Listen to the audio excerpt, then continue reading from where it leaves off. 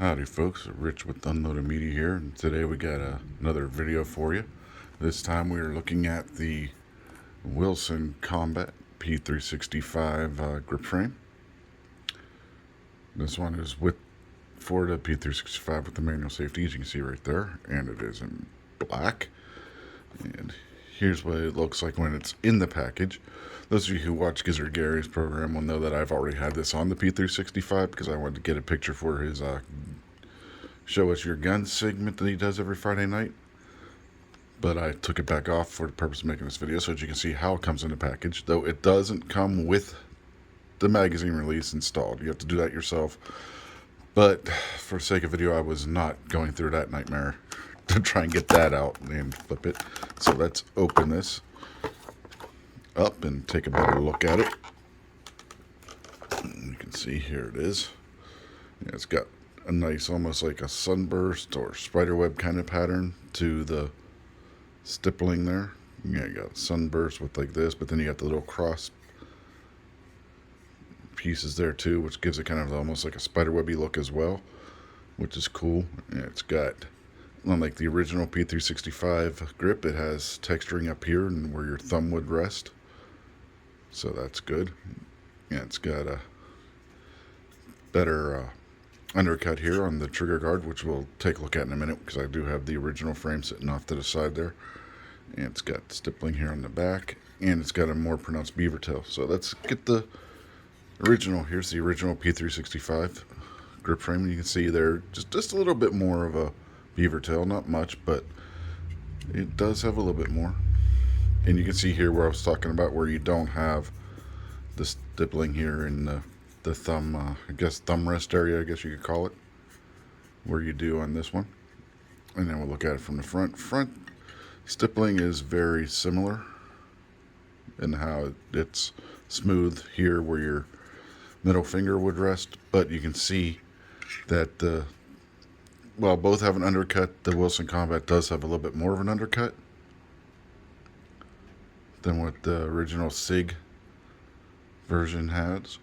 And you also notice from looking at the back, this SIG is a little bit thinner than what the Wilson Combat is. So if you have bigger hands, this one will let you get a better grip on the gun.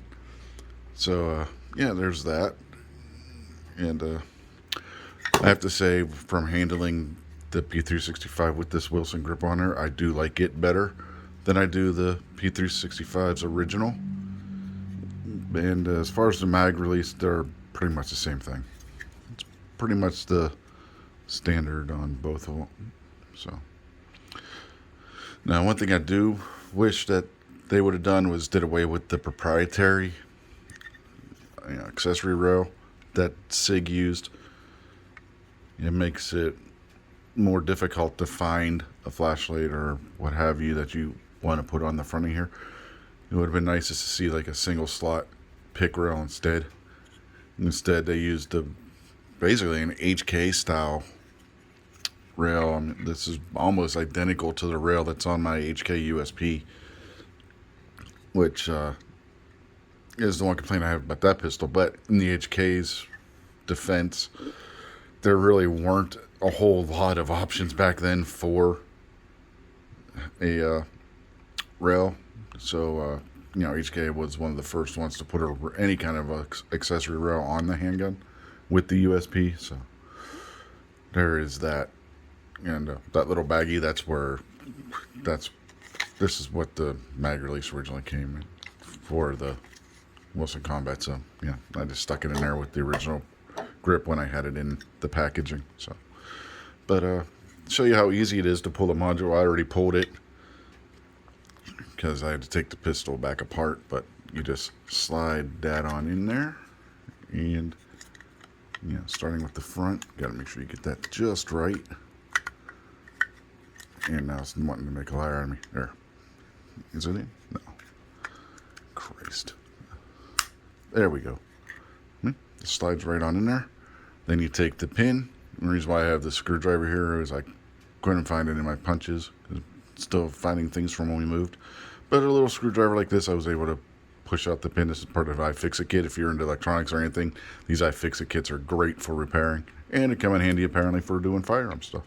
Then you take your little pin, line it up with the hole in the back of the receiver, the frame, and you just push it back in there until it locks, and boom, you're done. You might have to take your punch or whatever to make sure you got it seated properly, but that's it. That's how easy it is to put the grip frame back in. And you can see how easily that fit. Slid right in, no problem. Once I had it to where I could actually see it. And you leave that down because now you got to put your slide assembly back on right here. And that just